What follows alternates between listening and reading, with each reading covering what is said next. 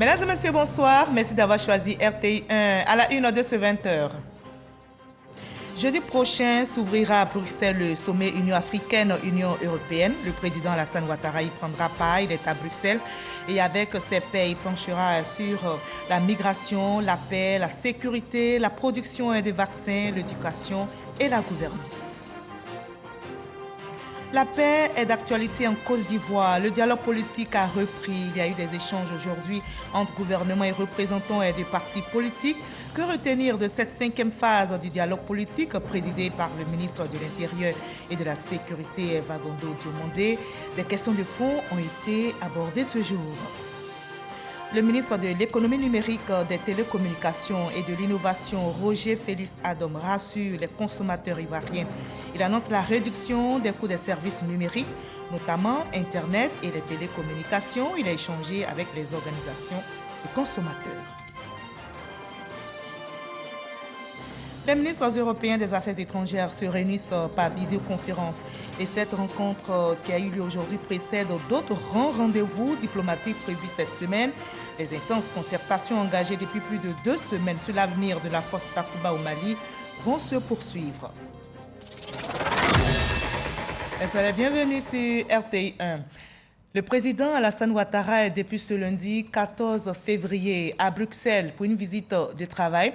Il y prendra part au 6e sommet de l'Union africaine, Union européenne. Et voici à ce propos le communiqué de la présidence de la République ivoirienne relative à cette visite de travail du président Ouattara à Bruxelles. Communiqué lu pour vous par Viviane Aimé. Le président de la République, son Excellence Alassane Ouattara, en compagnie de son épouse, la première dame Dominique Ouattara, séjournera à Bruxelles du 14 au 18 février 2022 dans le cadre d'une visite de travail et sa participation au 6e sommet ordinaire Union africaine, Union européenne. Au cours de son séjour, le chef de l'État aura des entretiens avec Sa Majesté Philippe de Belgique, roi des Belges, et avec le président du Conseil européen, Charles Michel.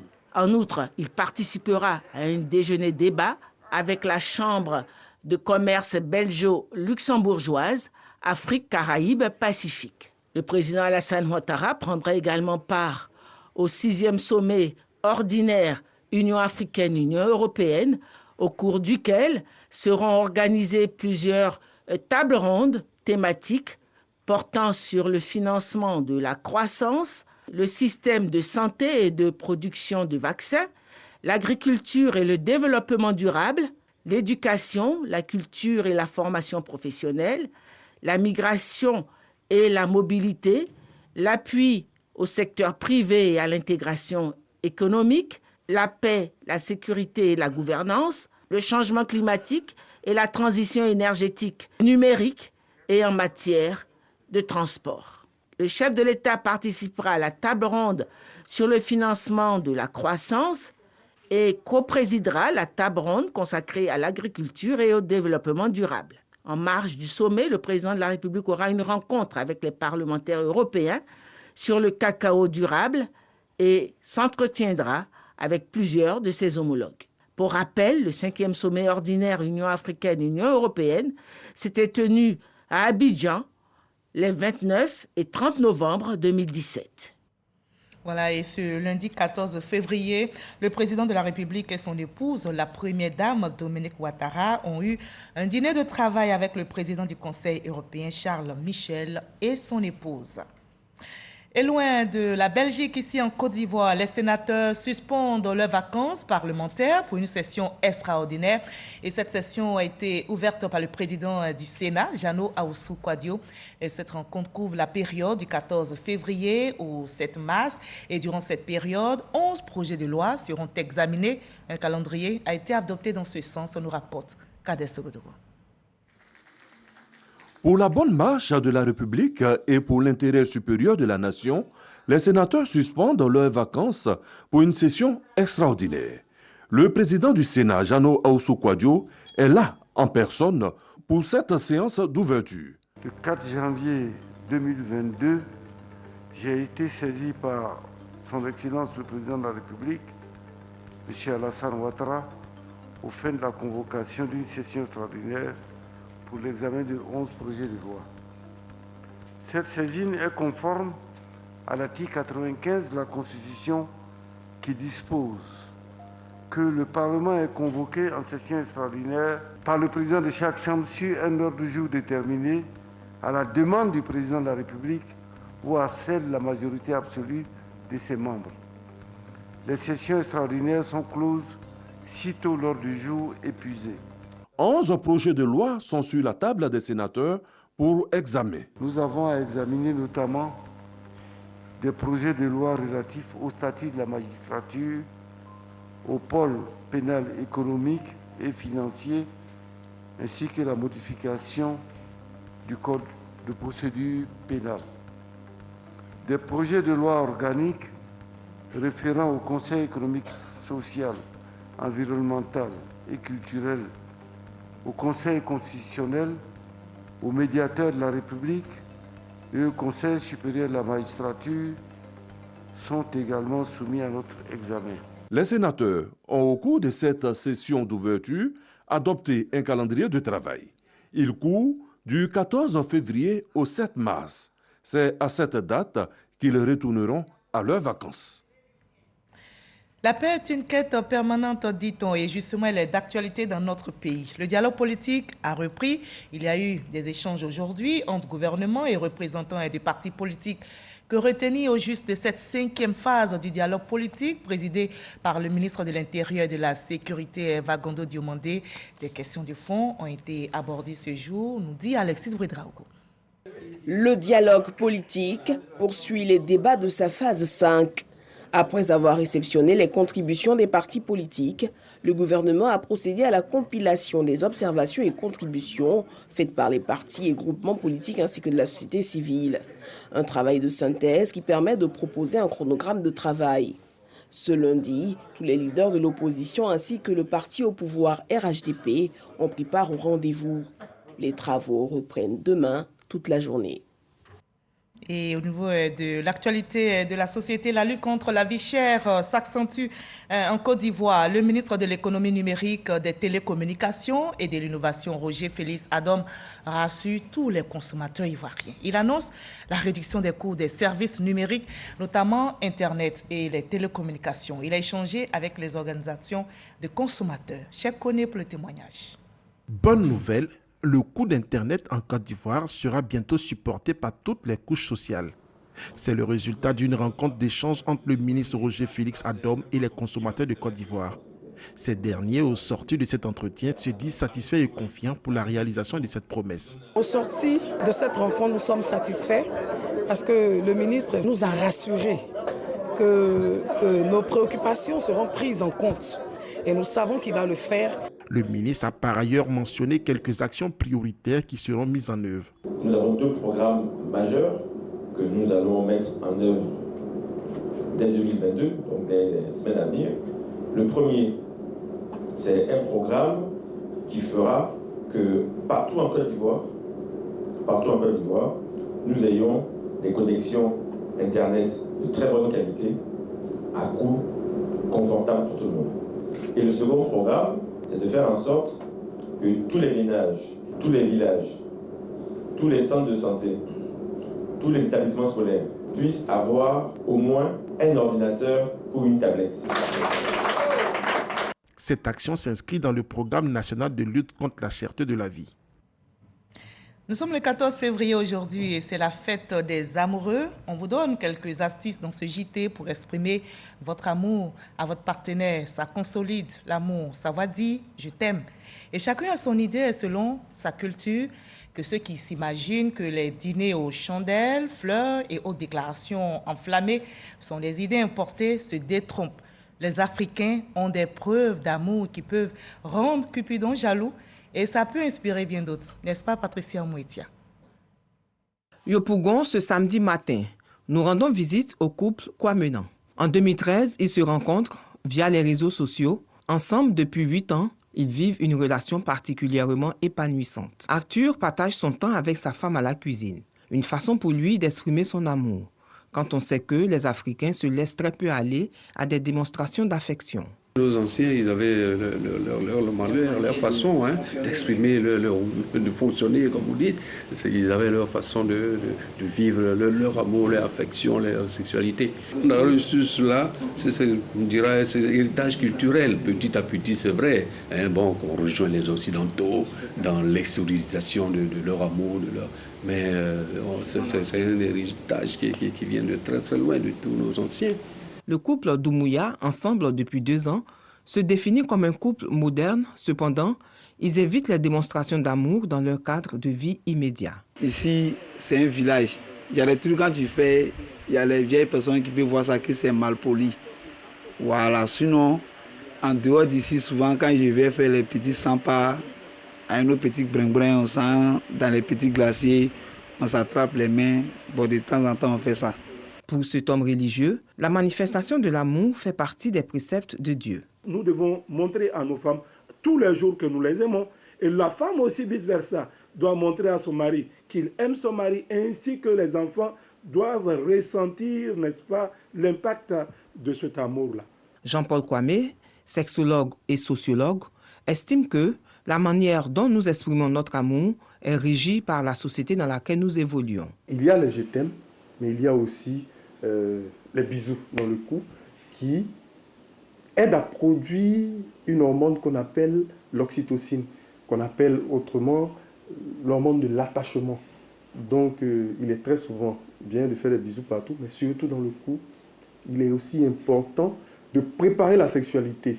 La sexualité se prépare pas au moment où on voit madame ou monsieur, on tombe sur lui ou elle comme ça. Non, on prépare la sexualité, on prépare la nuit, toute la journée à travers des SMS, à travers des appels très très courts de peut-être 15-20 secondes.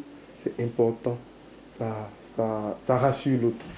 En Côte d'Ivoire, la Saint-Valentin fait son tendre chemin dans le cœur des romantiques. La Saint-Valentin est devenue une fête à part entière. Toujours selon Jean-Paul Kwame, les mentalités évoluent au fil des générations. Les personnes appartenant à la génération des années 70, 80 ou encore 90 sont plus à l'aise pour exprimer leur amour en public par rapport aux générations précédentes.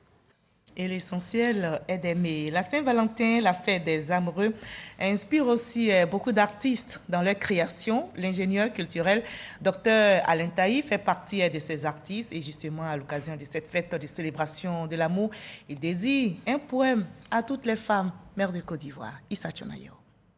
Amour d'une mère, amour d'une terre, amour d'une femme. L'amour, le plus noble des sentiments, pour la plus belle des histoires. Amour d'une terre, amour d'une mère, amour d'une femme. Ta chevelure est abondante comme les grands fromagers du centre-ouest. Ta peau épouse les couleurs de la latérite et tantôt est les couleurs d'ébène. Ton sourire magnifique est toujours sourire d'ivoire pour parfumer nos vies telle une rivière du centre-ouest. Tes hanches ondulent comme tes lagunes majestueuses et tu nous donnes couleur et souplesse dans ta démarche. Oh, le sang qui coule dans tes veines est la rivière qui arrose nos vies et fait fleurir tous nos espoirs. Ta beauté d'hibiscus, chaque jour, nous donne de renaître et de revivre. Tes seins fermes jaillissent comme les montagnes de l'Ouest, toujours fermes, toujours belles. Mais encore, ta grâce, ta majesté, ta beauté illumine nos vies telle une forêt de lucioles. Amour d'une terre, amour d'une mère, amour d'une femme. En ce jour consacré à la beauté et à l'amour, je voudrais adresser ce poème à la plus belle des femmes, à la Côte d'Ivoire, à la plus belle des femmes, à nos mères, à la plus belle des femmes, à nos sœurs. Voilà, bonne fête de Saint-Valentin, la fête des amoureux. Et c'était donc le beau poème d'Alain Taï, un poème que dédie la rédaction de RTI1 à tous les téléspectateurs. La ministre de la Femme, de la Famille et de l'Enfant appelle aussi à aimer son prochain. Elle est soutenue par des ONG. La ministre Nassene Batouré a signé plusieurs conventions avec des ONG et associations œuvrant pour le bien-être des femmes et des enfants vulnérables. Il s'agit de 20 organisations au total. Michel Mambo. Partenariat scellé entre le ministère de la Femme, de la Famille et de l'Enfant et 20 ONG, fondations et autres associations caritatives. La signature de ces conventions institue un cadre légal pour une synergie d'action en faveur du mieux-être des populations ivoiriennes. Désormais, partenaires privilégiés de la tutelle, les signataires s'engagent à fédérer leurs compétences pour des résultats probants. Il faudrait qu'ensemble, nous nous levons comme un seul homme pour mener à bien ces actions sur toute l'étendue du territoire et au-delà de la Côte d'Ivoire. Autonomisation de la femme, protection de l'enfant et des personnes vulnérables, éducation, lutte contre les violences faites aux enfants, scolarisation de la jeune fille, le chantier est vaste. La ministre Nassene Batouré en appelle donc à l'implication véritable de tous. Le sérieux et l'engagement avec lequel le président de la République et le gouvernement portent ces projets de développement économique et social obligent nos structures opérationnelles de mise en œuvre et vous, partenaires, à sortir des sentiers battus et à rechercher de nouvelles solutions pour la réalisation des objectifs du PND et du PSGouv2 qui s'arriment bien avec les objectifs du développement durable. Cette cérémonie de signature de convention donne le top départ d'une série, toujours avec en ligne de mire le bien-être des femmes, des enfants et des familles de Côte d'Ivoire. C'est un véritable laboratoire d'outils et stratégies de promotion de la femme. Le compendium des compétences féminines a bientôt 10 ans et ce sont 10 années de formation au profit des femmes de toutes les couches sociales que va célébrer à Abidjan et à l'intérieur du pays. La chaire UNESCO à son siège, Euphrasie Yao, s'est prêtée au jeu des questions-réponses face à la presse. C'est Forazeki. Le compendium des compétences féminines de Côte d'Ivoire, COCOFSI, a 10 ans. 10 ans d'action et d'innovation pour promouvoir les compétences des femmes dans le processus de paix, de réconciliation et de développement. 10 ans de vulgarisation d'une approche qu'on a appelée l'approche genre et développement, qui nous est propre, qui vise l'équité, l'égalité des chances, la justice sociale et l'égalité entre les femmes et les hommes. 10 ans d'initiatives pour aider les femmes à devenir plus audacieuses, à oser conquérir des postes de décision, à oser devenir des femmes leaders. Pendant ces 10 années, ce sont plus de 15 000 femmes qui ont adhéré à ce programme pensé par le président de la République. Plus qu'une idée, il y a des acquis à célébrer. Nous constatons une plus grande visibilité des femmes dans tous les secteurs de la vie. Le compendium des compétences féminines de Côte d'Ivoire, vivier de talent, a déclenché un véritable mouvement d'éclosion des compétences féminines, telles que des écrivaines, des promotrices d'événements, des femmes entrepreneurs évoluant dans tous les domaines, même dans le domaine de l'énergie solaire, des femmes parlementaires avec un niveau élémentaire de CP2 et de surcroît, femmes candidates indépendantes qui ont été élues, réélues et qui aujourd'hui ont le niveau de BEPC. Cette commémoration qui va se tenir du 23 au 25 juin prochain sera jalonnée par plusieurs activités. La célébration du 10e anniversaire sera certes un moment de célébration et de partage d'expérience, mais aussi un moment de réflexion. Nous n'allons pas nous arrêter à ce niveau. Un colloque international est prévu du 23 au 25 juin 2022 sur le thème « La valorisation des compétences féminines. Quel impact pour la transformation de l'Afrique ?» Le compendium des compétences féminines de Côte d'Ivoire est un programme mis en œuvre par la chaire UNESCO aux femmes et pouvoirs de décision. Pour s'y inscrire, il suffit d'aller sur le site www.compétencesféminines.gouv.ci.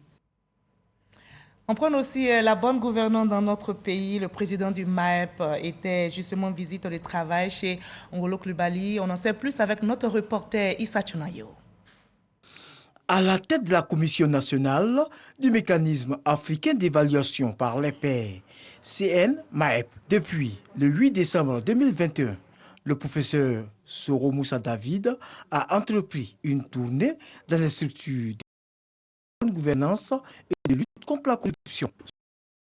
Vendredi, il était à la haute autorité pour la bonne gouvernance dirigée par Ngolo Koulibaly. La haute autorité pour la bonne gouvernance et la Commission nationale du mécanisme africain d'évaluation par les pairs ont des chantiers communs.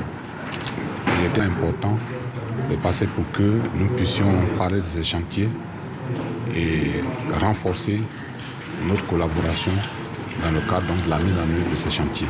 CNMAEP, haute autorité, nous devons travailler la main dans la main. Nous devons utiliser les moyens de l'État de manière concertée pour avoir plus d'efficacité, plus d'efficience. Avant la haute autorité pour la bonne gouvernance, le président du MAEP a échangé avec son homologue de l'inspection générale d'État. Nous avons échangé sur la bonne gouvernance parce que vous savez qu'actuellement c'est un élément très important de conduite politique, pas seulement pour la Côte d'Ivoire, mais à travers le monde. Et le président de la République, Alassane Ouattara, y tient fermement. Le MAEP est un instrument aussi essentiel pour cette bonne gouvernance. Donc nous avons échangé sur ce que nous devons faire dans le cadre des objectifs du président de la République. Le président du MAEP, Soro Moussa David, a promis rencontrer d'autres structures en charge de la bonne gouvernance en Côte d'Ivoire. Le ministre-gouverneur du district du Denguélé a effectué récemment une visite au centre hospitalier régional CHR d'Odiéné. Gaussou Touré est allé toucher du doigt les réalités que rencontrent les agents de santé en poste dans cette structure sanitaire et il en ressort entre autres le déficit de personnel, commentaire signé Moussa Konati. Manque de matériel, déficit de personnel, vétusté des installations, des difficultés auxquelles fait face le centre hospitalier régional d'Odiéné. Le constat est fait par Gaussou Touré. Le ministre-gouverneur du district du Denguélé visite l'établissement sanitaire. La visite répond au fait que le ministre a reçu beaucoup de plaintes des populations. D'abord au niveau de l'accueil et ensuite au niveau du matériel. Et je me suis dit qu'on ne devait pas rester simplement sur le constat fait par les populations. Qu'il fallait que moi-même je vienne voir de visu l'état du matériel et qu'on échange avec monsieur le directeur pour qu'on voit quelles sont les améliorations qu'on peut apporter dans les meilleurs délais. Le ministre-gouverneur Gaussou Touré a eu une séance de travail avec le directeur général et les chefs de service du CHR d'Odiéné. Un échange durant lequel l'administration de l'hôpital a exposé les préoccupations. Aujourd'hui, il s'agit de faire un état des lieux d'abord et puis de classer maintenant les priorités. Des initiatives sont donc annoncées les jours à venir. Il s'agit entre autres de la réalisation d'un forage pour l'approvisionnement de l'hôpital en eau potable, l'achèvement de la construction du laboratoire. Autre infrastructure, c'est dans la région du Cavali qui dispose désormais d'un centre de secours et d'urgence. L'édifice qui a été réalisé par le Conseil régional du Cavali est le fruit de partenariat entre l'État de Côte d'Ivoire, les Nations Unies et l'ambassade du Japon. Les pompiers civils affectés depuis 2015 dans la région ont intégré leurs locaux de fonctionnement qui a coûté 329 millions de francs CFA. Abou Sango. Guiglo a désormais son centre de secours d'urgence. Construit dans le cadre du projet de renforcement des capacités de prévention des catastrophes pour l'amélioration de la protection civile en Côte d'Ivoire. Il a été réalisé par le Conseil régional du Cavali avec l'appui technique du PNUD et grâce à un financement de l'ambassade du Japon en Côte d'Ivoire. L'édifice a été livré par la présidente du Conseil régional du Cavali, Anne Désiré Ouloto, au ministre de l'Intérieur et de la Sécurité, Vagondo Diomandé. L'achèvement de ce centre constitue un des nombreux défis de notre région devant lesquels le bureau du Conseil a refusé de baisser les bras. J'encourage donc les différents acteurs locaux à s'inscrire dans la dynamique du développement. Demeurons sur la trajectoire du changement positif, sur la voie du développement pour notre région. Une région du Cavali que nous souhaitons tous prospère et rayonnante. Ce projet vise également à soutenir l'Office national de la protection civile, ONPC, par la mise en place de 5 centres de secours, dont celui de Guiglo. La mise en place et l'opérationnalisation d'une école de formation des pompiers civils constituerait une avancée majeure. Les activités de rapprochement des communautés et des pompiers civils et les activités de formation des petites communautés au premier geste de secours a suscité un réel intérêt compte tenu de son impact sur la dynamique de renforcement de la cohésion sociale. Le ministre de l'Intérieur et de la Sécurité, Vagondo Diomandé, a appelé les bénéficiaires à un comportement citoyen envers les populations. Ce que vous faites n'a pas de prix. Porter secours à une personne en détresse vous procure une satisfaction qui ne peut pas se monnayer. C'est pourquoi le métier de pompier est un sacerdoce. C'est un sacrifice au quotidien. Il ne faut pas attendre des retombées immédiates, parce que vous ne les aurez pas à la hauteur de la satisfaction qui est la vôtre lorsque vous tirez quelqu'un des griffes du danger, des griffes de la mort. Je sais aussi que vous allez apporter votre contribution pour le développement de cette Côte d'Ivoire. C'est tout ce qu'on vous demande, c'est ce que le président Alassane Ouattara vous demande. Le centre de secours d'urgence du Cavali est bâti sur une superficie de 3 hectares sur l'axe Guiglo-Bleulequin, d'une valeur de 329 millions de francs CFA. Il comprend 13 bureaux, une salle d'instruction, 3 dortoirs, un bureau opérationnel de transmission et 5 studios. En outre, le centre de secours d'urgence a réceptionné une ambulance, un véhicule de liaison, du matériel d'incendie et de secourisme, des consommables de premier secours et des mobiliers de bureau. Ils peuvent être félicités, ils ont tiré aussi des griffes du danger et grâce à eux, un drame a été évité de justesse dans la commune d'Agamé après la pluie survenue en cette fin d'après-midi de ce lundi 14 février. Vous allez le voir, un individu emporté par des eaux de ruissellement et dans les environs du district de police de la dite municipalité a été sauvé par la première compagnie du groupement des sapeurs-pompiers militaires de l'Indénié. Jean Magaki. Commune d'Adjamé. Nous sommes aux encablures du district de police et de l'entreprise de presse Fraternité Matin. Dans ce vaste canal de drainage des eaux à proximité, un individu coincé au milieu des eaux. Ce quadragénaire vient d'être emporté il y a quelques minutes par des eaux de pluie. Repéré, la victime du nom d'Ousmane Bari est sauvée avec précision par des éléments du groupement des sapeurs-pompiers militaires. Sous le choc, l'individu a encore du mal à s'en remettre. Les riverains témoignent. Nous étions assis au quartier en train de causer quand la pluie a commencé. Et comme nous sommes à l'abri juste derrière le bâtiment, nous avons regardé ici, nous avons vu un homme. On a cru qu'au début qu'il essayait de passer, que c'était de la plaisanterie. Jusqu'à ce qu'on voie le niveau de l'eau monter. Nous sommes allés directement au commissariat pour leur dire d'appeler les pompiers. Et puis nous sommes venus essayer aussi de l'aider en attendant que les pompiers arrivent. Les secours invitent les populations à être vigilantes lors des saisons pluvieuses. Nous nous sommes donnés tout en réalisant un sauvetage avec le lot de protection, le lot de sauvetage et de protection. Donc ça a coïncidé avec la victime qui partait, donc il y a un équipé qui a foncé directement, qui était déjà protégé. Donc on n'a pas attendu à terminer la réalisation de la manœuvre en tant que telle. Et puis il est descendu rapidement, aller le chercher et puis ils sont remontés. La population de faire beaucoup d'attention en ce moment de pluie diluvienne, de ne vraiment pas trop s'approcher de ces courants d'eau-là. Sous protection du GSPM, l'individu a été conduit à l'hôpital général d'Adjamé pour des soins infirmiers. Et malheureusement, du côté de Yamoussoukro, le drame survenu enregistre un bilan sombre. L'accident de circulation a eu lieu dans la ville, impliquant un véhicule de particulier et un camion benne avec un motocycliste. L'incident est survenu vendredi dernier. Le drame s'est produit sur la voie principale de la A3, faisant malheureusement plusieurs victimes, dont un mort, un brûlé au 2e degré et plusieurs blessés, selon les sapeurs-pompiers.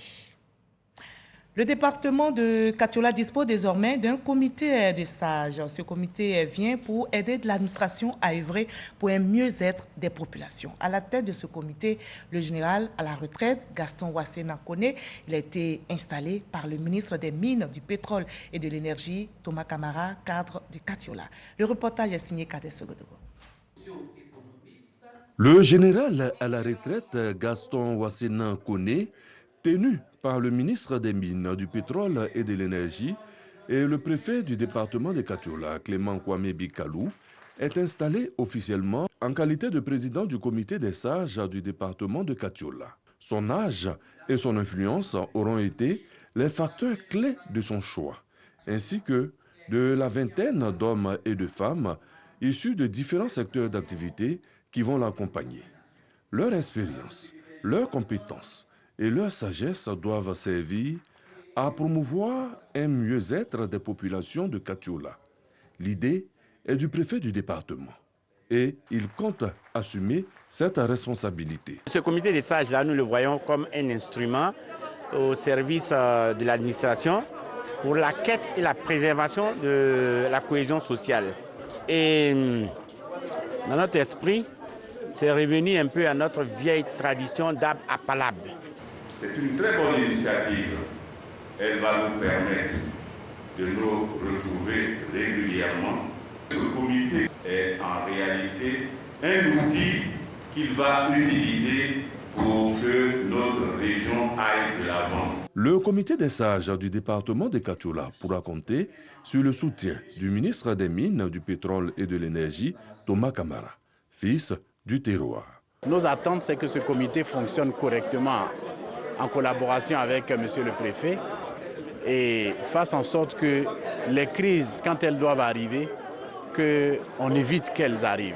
Et si malheureusement ces crises arrivaient, que le comité des sages puisse les régler rapidement, tout ça pour le bonheur des populations du département de Katiola. Chacun des membres du comité des sages du département de Katiola a reçu son arrêté de nomination. Le corps préfectoral et l'administration dans son ensemble ont désormais un allié de choix. Les ministres européens des Affaires étrangères se sont réunis par visioconférence ce lundi 14 février. Cette rencontre précède d'autres grands rendez-vous diplomatiques prévus cette semaine. Les intenses concertations engagées depuis plus de 2 semaines sur l'avenir de la force Takuba au Mali vont se poursuivre. Des annonces sont attendues sur un probable retrait des soldats français et européens engagés au Mali et sur l'évolution du dispositif militaire. Mercredi, après-demain donc, à la veille du sommet Union africaine-Union européenne, le président français Emmanuel Macron rencontrera les chefs d'État des pays du G5 Sahel. La réorganisation du dispositif sécuritaire dans les pays sahéliens sera certainement évoquée. Et l'actualité en bref de ce lundi nous conduit en Libye, où la conseillère spéciale de l'ONU a rencontré les 2 premiers ministres rivaux. Nous irons ensuite au Canada et nous terminerons à Malte. L'actu en bref est signé Laure Goretti, Alexis Ouedraogo.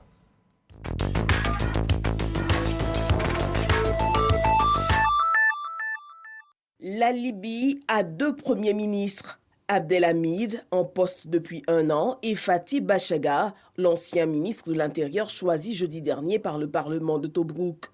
Dimanche, Stephanie Williams, conseillère spéciale de l'ONU pour la Libye, a rencontré les 2 hommes en vue d'éviter une escalade. Ce dimanche, la police a évacué les derniers manifestants installés sur le port Ambassador depuis lundi. La fermeture de cet accès frontalier entre les États-Unis et le Canada avait de lourdes conséquences économiques. Les manifestants contre les mesures sanitaires arrêtées au Canada bloquaient ce point stratégique de la frontière. L'association SOS Méditerranée a procédé à 4 sauvetages samedi et dimanche, récupérant plus de 200 personnes à bord de son navire Océan Viking. Ces migrants avaient été repérés dans la zone maltaise sur une embarcation qui menaçait de prendre l'eau.